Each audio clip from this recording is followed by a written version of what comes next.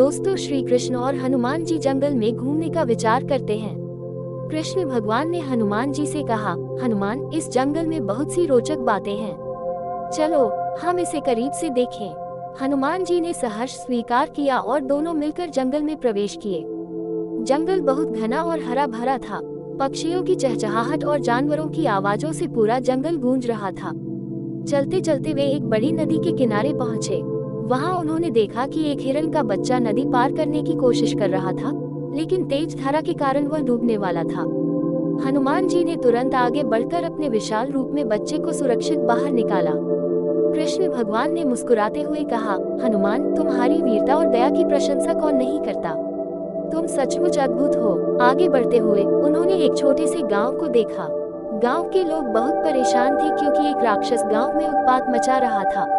कृष्ण भगवान ने गांव वालों से कहा कि वे चिंता न करें और हनुमान जी के साथ मिलकर राक्षस का सामना करने की योजना बनाई। हनुमान जी ने अपनी गदा उठाई और कृष्ण भगवान ने अपने सुदर्शन चक्र को तैयार किया। दोनों ने मिलकर राक्षस का सामना किया और उसे परास्त किया। गांव वाले अत्यंत खुश हुए और उन्होंने भगवान श्री कृष्ण और हनुमान जी का धन्यवाद किया। उस दिन के बाद कृष्ण भगवान और हनुमान जी ने जंगल में कई अद्भुत अनुभव किए और लोगों की मदद की। दोनों ने मिलकर यह साबित किया कि जब दो महान आत्माएं एक साथ होती हैं, तो कोई भी मुश्किल उनके सामने टिक नहीं सकती। एक समय की बात है जब द्वारका में भगवान श्री कृष्ण और हनुमान जी की भेंट हुई। श्री कृष्ण ने हनुमान जी से कहा, हे हनुमान, तुम्हारी भक्ति और वीरता की कहानियां सुनकर मुझे बहुत आनंद आता है। क्यों न हम आज एक यात्रा पर जाएं और जंगल में घूमें। हनुमान जी ने खुशी खुशी यह प्रस्ताव स्वीकार किया। दोनों मित्र जंगल की ओर निकल पड़े। जंगल में प्रवेश करते ही वे हरे भरे वृक्षों, रंग बिरंगे फूलों और मधुर पक्षियों के बीच से होकर गुजरे। वातावरण अत्यंत मनमोहक था। चलते चलते उन्हें एक बूढ़ी महिला मिली जो लकड़ियां इकट्ठा कर रही थी। महिला ने भगवान श्री कृष्ण और हनुमान जी को पहचान लिया और उनसे मदद की गुहार लगाई। महिला ने बताया कि एक दुष्ट राक्षस अक्सर गांव में आता है और तबाही मचाता है। श्री कृष्ण ने महिला से कहा, माँ, चिंता मत करो, आज हम तुम्हारे गांव की रक्षा करेंगे।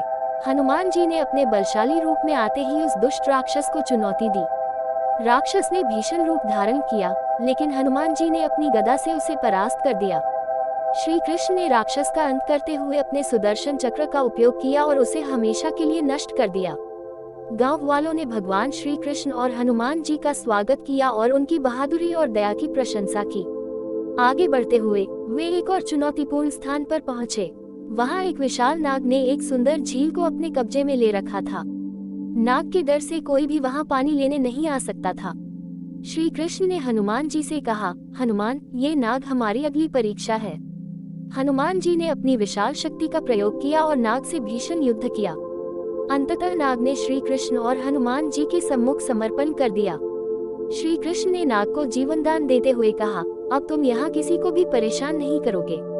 उस दिन के बाद से जंगल का वातावरण शांतिपूर्ण और सुखदायी हो गया। लोग खुशी खुशी जीवन व्यतीत करने लगे।